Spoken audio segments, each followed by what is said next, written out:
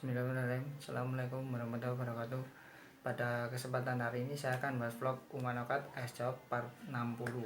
Nah, di part 60 ini saya akan membahas tentang 3 hal yang ditunggu-tunggu pada saat bursa transfer di Liga Indonesia. Nah, kalau pas 3 hal yang ditunggu ini ada 2 ya sejujurnya. Tapi kalau di Liga Indonesia ini ada satu hal yang menarik dari liga-liga di luar Liga Indonesia, dan yang pertama akan saya sebutkan yaitu adalah transfer pemain. Nah, transfer pemain ini terjadi antara 2 klub ya.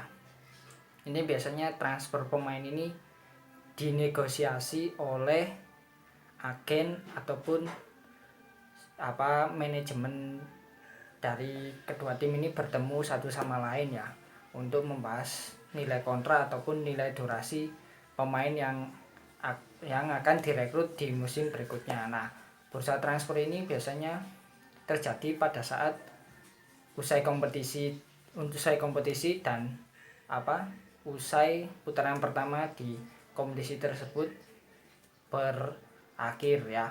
Jadi contohnya seperti ini, habis putaran pertama menuju putaran kedua lah, ada segi waktu kosong ini biasanya akan dibuat oleh bursa transfer, ataupun di akhir kompetisi menjelang kompetisi baru nanti juga akan dibuat bursa transfer pada kekosongan jadwal kompetisi di liga-liga di seluruh dunia, bahkan di seluruh Indonesia. Nah, kalau pas transfer pemain ini juga unik ya, karena pada bursa transfer pemain ini nanti akan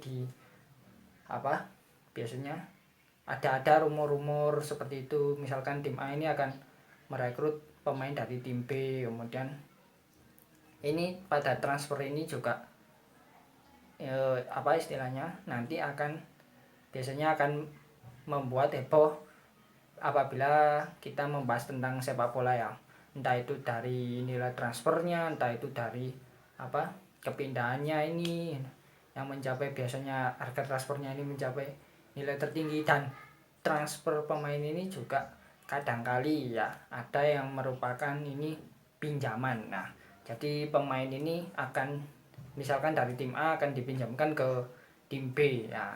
Ini berapa durasi peminjaman pemain tersebut ya kepada tim yang akan meminjam jasa pemain tersebut. Nah, kalau di era-era sepak bola modern ini biasanya pinjam pemain ini dibutuhkan ya, terutama untuk pemain ini untuk mencari jam terbang bermain. Biasanya pemain ini akan dipinjamkan karena biasanya kalah bersaing oleh pemain lain ya. Kemudian yang kedua ini, setelah bursa transfer ini yang ditunggu pasti adalah bursa pelatih. Nah, bursa pelatih ini juga ditunggu ya, karena misalkan di kompetisi tahun lalu, nah pelatih ini entah itu mundur atau dipecat, pasti kekosongan pelatih di suatu tim ini juga akan dinanti oleh pecinta sepak bola ataupun fans dari klub tersebut ya. Biasanya apabila ada rumor-rumor pelatih ini ya, nanti akan menjadi rumor pada saat bursa transfer. Nah, misalkan pelatih tim A ini adalah siapa nanti, terus tim A ini rencananya akan merekrut siapa, kemudian mengincar siapa. Nah, ini kan juga bisa dibuat bahan pembicaraan untuk fans sepak bola ya. Dan bahkan bursa transfer pelatih ini tidak memandang jadwal seperti bursa transfer pada pemain. Nah, kalau misalkan pelatih ini dipecat di pertengahan kompetisi, maka tim ini biasanya akan secepatnya mencari pelatih baru untuk mengisi kekosongan pelatih di tim tersebut. Nah, biasanya kalau pelatih ini biasa dikatakan cepat atau untuk mengisi untuk mengisi kekosongan pelatih di tim tersebut. Nah, kalau pelatih ini juga menarik ya, karena kalau kita mau berbincangkan bursa pelatih ini, nanti pelatih ini akan biasanya yang jadi pembicaraan ini adalah pelatih ini berasal dari mana, terus kemudian di prestasi sebelumnya di dulu melatih ini seperti apa prestasinya. Nah, kalau pelatih ini juga mungkin ya yang bisa jadi bahan pembicaraan pada bursa pelatih ini adalah nilai kontrak ataupun nilai nominal. Nah, ini sama seperti pemain tadi ya. Dan yang terakhir ini kalau dua bursa transfer ini sudah ya. Yang ketiga ini mungkin ada di Indonesia aja kalau menurut saya, itu bursa ini perpindahan legalitas suatu tim ya. Kasarnya seperti ini, misalkan tim A ini berpindah berpindah home base ya ke kota lain. Nah,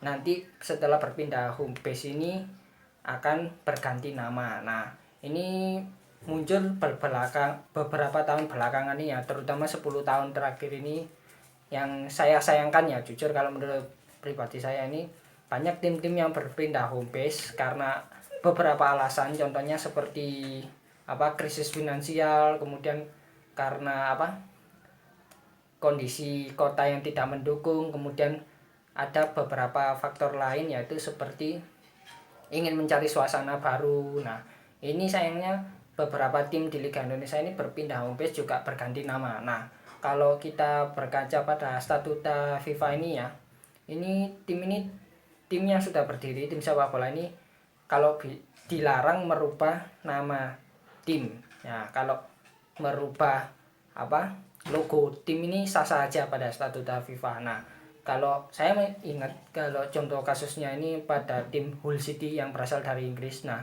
Hull City ini bangkrut ceritanya, kemudian ada investor baru ini menginginkan nama Hull City, nah, menjadi Hull Tigers ya. Hull Tigers ini adalah bisa dikatakan julukan dari tim Hull City ini adalah The Tigers. Nah, maka investor baru ini menyarankan nama Hull City ini menjadi Hull Tigers. Nah, setelah ini terdengar oleh FA selaku PSSI-nya Liga di Inggris ini, maka FA melarang berubahnya nama Hull City ini karena alasan historis sejarah. Nah, kita tahu Hull City ini berdiri tahun 1908 ya.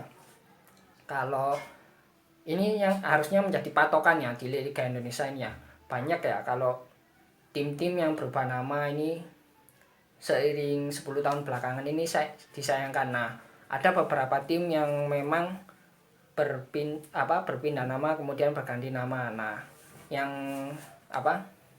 saya sayangkan ya itu tadi, kenapa kok setelah berpindah tim ini kok kemudian berganti nama. Nah, semoga ya di tahun 2020 ini mau 2021 ini cukup ya untuk tim-tim ini berganti nama dan